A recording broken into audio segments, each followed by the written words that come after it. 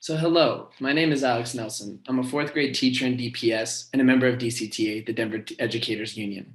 The Denver teacher strike in 2019, where educators demanded better wages and a new pay system, inspired me to continue organizing community power for positive change.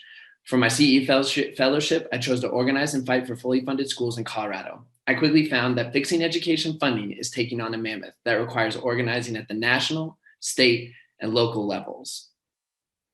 Underfunded schools are at the heart of some of our biggest problems in education. The main reason teachers leave the profession is because of poor working conditions, unreasonable demands, and unrealistic expectations.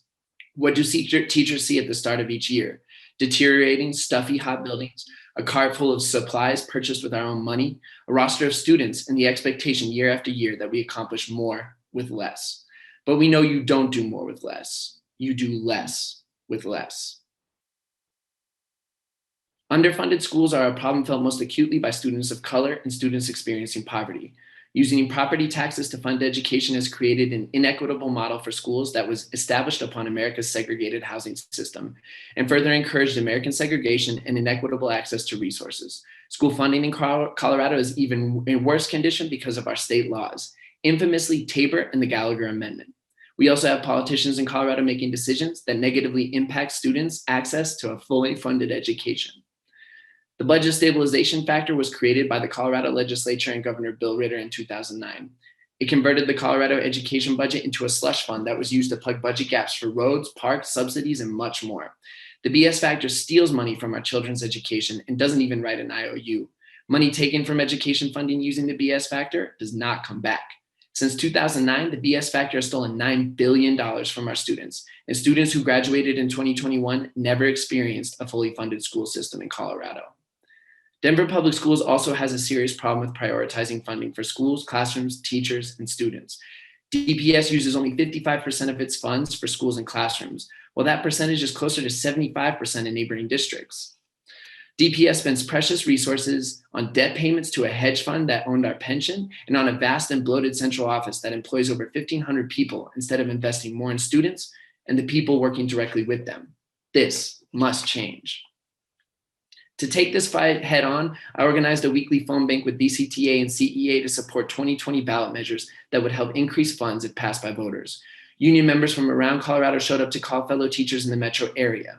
We targeted teachers for two reasons. One, they love hearing from other members fighting for education. And two, if you inform one teacher about a ballot measure, they will bring in a ton of votes when the community asks for their recommendation on education issues. We made 17,000 calls, spoke with 1,800 teachers, and we were able to repeal the Gallagher Amendment, which has been Colorado law and slowly chipping away at school funding since 1982. We were also able to pass Proposition EE for additional early childhood education funding, and the Denver Mill Levy and bond passed by historic margins. Unfortunately, we were unable to defeat Proposition 116, an income tax cut, and 117, essentially Tabor for state fees, which were used as a small Tabor workaround in the state of Colorado. After election season, I turned my focus to the Colorado state government. I met with 7 state senators, 5 state representatives, and participated in 2 town halls with Coloradans for the Common Good to demand the BS factor be zeroed out. Senator Julie Gonzalez and Rep. Serena Gonzalez Gutierrez were some of our strongest allies. With their support, I was able to get in touch with more reluctant elected officials, as well as add pressure to Governor Polis. This year, Colorado chose to prioritize education, buying down the BS factor to pre-pandemic levels and investing in many other education priorities. However, the work must continue. It is Republican dogma that public institutions, public education, and public unions must be defunded. Right now, Michael Fields, a former TFA, is collecting signatures to put an astronomical property tax cut on the 2021 ballot. If passed, Initiative 27 would cut $1 billion from the Colorado budget. And groups like Ready Colorado are running right-wing candidates for school board to enact voucher systems that would explode administrative costs and pull money from public schools. And yet we know that teachers are more powerful than these special interests. We stand in solidarity and we will not be intimidated.